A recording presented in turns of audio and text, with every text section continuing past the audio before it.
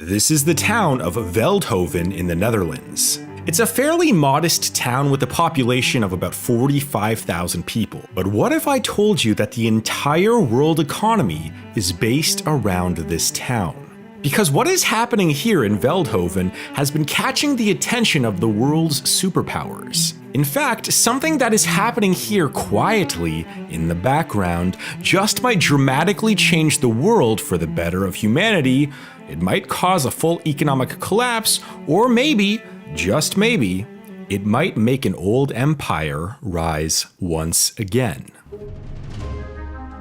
This is the Rotte River. Around the year 980, a few dozen people lived here along this river. However, over the next few hundred years, those few dozen people grew into a village with over 500 people. But just as the village seemed to be reaching new heights, a massive flood of the river came and wiped out most of the infrastructure. And for the next 100 years, because of the flooding, this area did not recover. Little did everyone know at the time that this area would become one of the most important economic project areas in history. In the mid-1200s, the Rotte River had a dam built along it which helped to reclaim a lot of the flooded land that the river destroyed a century earlier. Soon after, King William IV of Holland officially made the village a part of Holland and named it Rotterdam, after the river and the dam, which allowed the village to exist. King William then announced a canal project for Rotterdam, which would allow ships to enter and leave the city fairly easily. And it was this canal project which would accidentally change the world as we know it today. You see, the canal in the 1300s did help bolster the local economy of Rotterdam, but at the time, ship technology and international trade were pretty limited. So, for the time being, this port and canal were pretty much only used for trade between nearby countries. But then a strange thing happened. A race to become the new great empire of the world was underway. Spain, Portugal, and Britain all began investing in new ship technologies to expand their empires throughout the world. And over the next several centuries, globalization and colonization became rampant throughout the world. And all of a sudden, because Rotterdam was so close to all of these empires, the port of Rotterdam became one of the largest trading hubs in the world. However, something else started happening. You see, in the 1600s, as other empires like the British, Spanish, and Portuguese were focused on expanding their empire and seeing how much land they could conquer, the Dutch focused on controlling a few select countries. They created trading posts around the world, they had a few select areas of resource exploitation, they created some forts, and they did all of this rather than just trying to expand their empire to cover as much land as possible. But also during this time, the Netherlands transitioned their economic policy towards having free markets, property rights for all, and they significantly increased their investments into agriculture and just general technology research. And because of all of this, from the ports to the trading posts to the new economic policy, the Netherlands soon became known as the Dutch Empire. Now, the Dutch Empire at the time had a crazy control over global trade. They were also able to dictate which nations were able to have access to key resources like spices, rye, and luxuries. In fact, by 1670, half of all European trade came from Dutch ships and flowed through the ports of Rotterdam and Amsterdam. Think about that. At the time of some of the largest empires in history, the Netherlands, who had a population of only about 2 million people at the time, dominated world trade. And I know what you're probably asking. What happened to this trade empire? Well, it actually never really went anywhere. You see, even after the decolonization of its empire, the Dutch quietly have been one of the biggest trading nations in the world.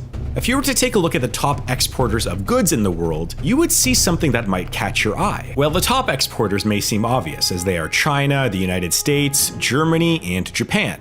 Those nations have been the king of exports for decades, and they all have very large populations, so that all makes sense. But who do you think is the next largest exporter of goods? Is it an old power like the UK or France? How about a large populous country like Brazil or India? Maybe it's an upcoming manufacturing powerhouse like Indonesia? Well, as it turns out, the Netherlands is still one of the top exporters of goods in the world. Despite having a population of only 19 million people today, the Dutch are still vital to global trade and for more reasons than you might think. You see, the port of Rotterdam is still the busiest port in Europe and the second busiest port outside of Asia. European trade still flows through the port of Rotterdam in the same way that it has since the peak of the Dutch Empire.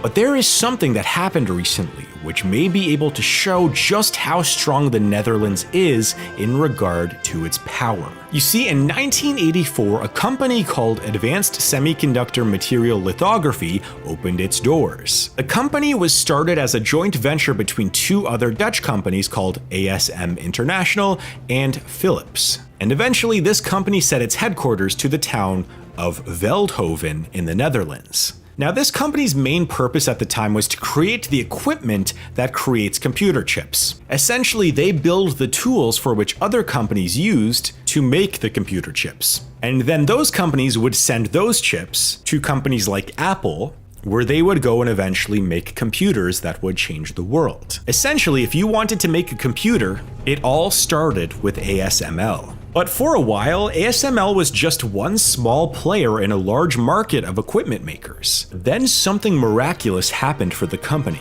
You see, computer chips have become a lot more complicated to make over the last 60 years, so not every company can do it. A computer is mostly made of things called transistors, and they used to be about 1 centimeter in length, or about the same size as a pea. But over the course of the last 6 decades, transistors got smaller and smaller, which made computers more efficient every single year. That's actually where the term Moore's Law comes from. Essentially, our computing power has grown so quick only because we have been able to make transistors smaller. But anyways, researchers from the United States Department of Energy noticed in the late 1990s that eventually Moore's Law would stop, because we couldn't make chips any smaller. Therefore, computing power would stop getting better over time. And this was a pretty big problem. So the researchers at the Department of Energy got to work, and eventually they discovered a new way to make computer chips called extreme ultraviolet lithography.